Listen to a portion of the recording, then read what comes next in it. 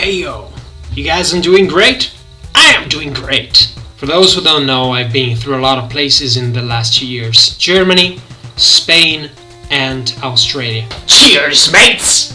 And whenever I need to inflate my own ego and share my adventures with other people, sometimes they say, "Baby Jesus, how in the world did you manage to do that?" They think it's too big a challenge to be taken on their own shoulders. Now, dear watcher, if you also think you don't have the balls to see the world for yourself, then let yourself ask a few questions. Specifically two questions. The first one being, do you really want it? The second being, do you really want it?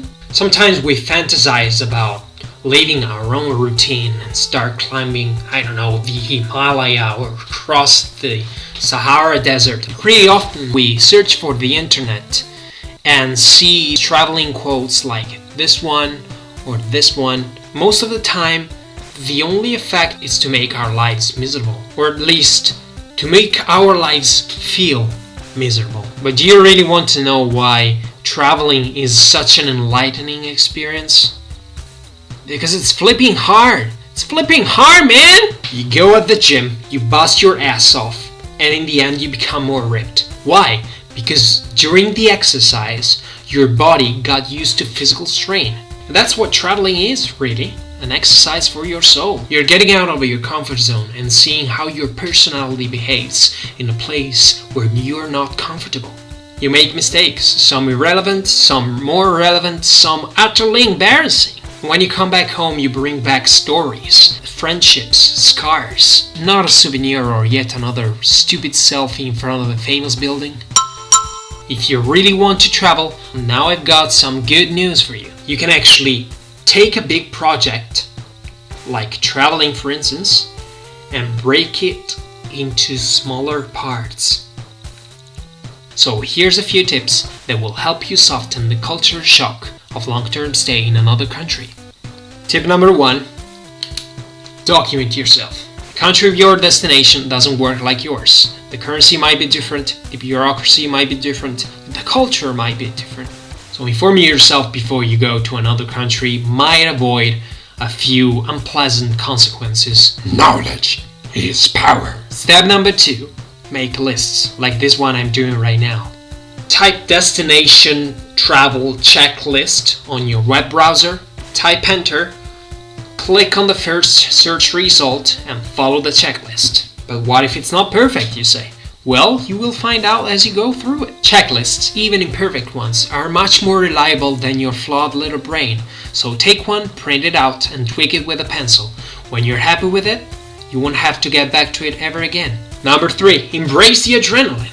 That sensation that courses through your body when you're moving to a different country. That you forgot something, that something is off in your papers. Well, you'll always get it, even with the checklist. It's a symptom of a chronic illness called life. Enjoy that feeling. Don't be afraid of being afraid.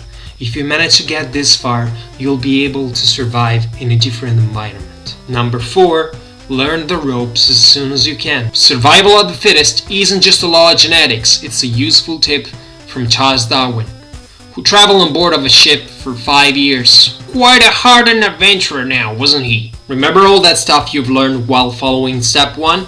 Now it's time to put it into practice. Couldn't be bothered looking for information before your arrival? Welcome to the club, buddy. You can ask people around, maybe at the hostel you're staying.